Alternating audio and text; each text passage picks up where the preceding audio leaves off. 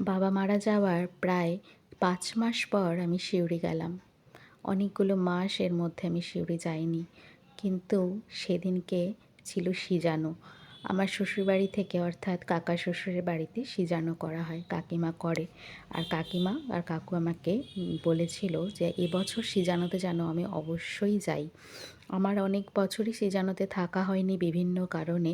আমি ওই সম্ভবত বিয়ের ৭ বছরে খুব বেশি হলে ২ বছর আমি ছিলাম সিজানোতে, বাকি সময়গুলো সিজানোতে থাকতে পারিনি।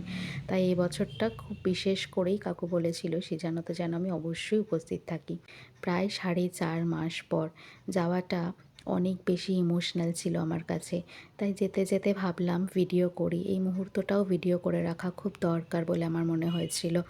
আর দেখুন রাস্তাটা এত সুন্দর লাগছে।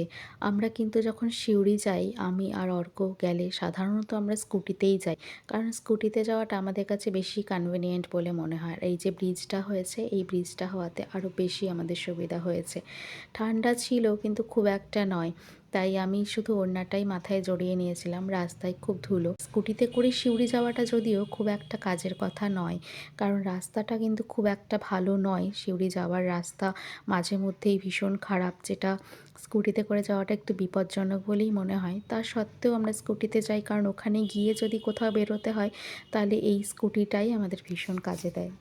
এই ভিডিওটা যেখানেই শেষ করছি, আগামীতে সিউড়িতে গিয়ে কী করলাম সেটা আমি নিশ্চয়ই দেখাবো।